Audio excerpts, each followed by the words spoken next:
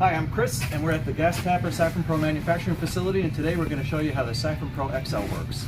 The clip is used by bending these hinges and then putting the hose into each arm, like that, and then the clip can be used any number of ways. Clip can be used with these arms to go inside of a gas tank or a vessel, a large mouth of that, something of that nature. Clip can be used with this particular side, which is designed specifically for a 5-gallon bucket. As you can, and the clip can also be used on the edge of something smooth or something that might have screw grooves in it, like a lawnmower gas cow. Just clips on that way, holds the hose in place. The spring is used to cling to a vessel and keep it from sliding out. You'll see it clings. Or you can compress the spring and slide it along the hose and then use it to prevent a kink elsewhere on the hose when there's a severe bend. The shaker is used as a siphon starter or as a weight to sink the hose. You don't need the pump for this. If the fluid is easy to access and there's plenty of it, then you don't need to use the hand pump. Source should be higher than the destination, and a rapid motion will fill the hose with fluid, getting the siphon started. You can see that I'm doing it very rapidly, and then I'll lower this to my target,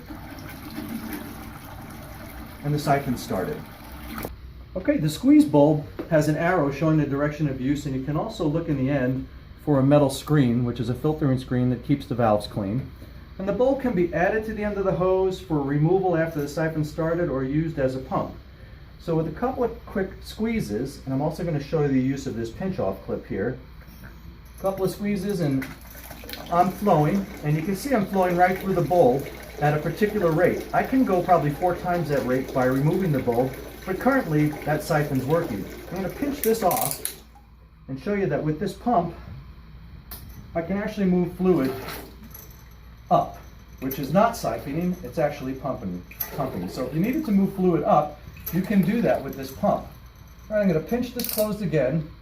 I'm going to show you that also, if you're using this, pinch it closed completely, you can also cut the hose and add an extension if you want to, and use it that way through the bulb.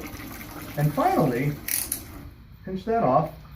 I can remove the bulb after I've got my siphon started, and you can see get a much faster rate, probably about 4 times the rate.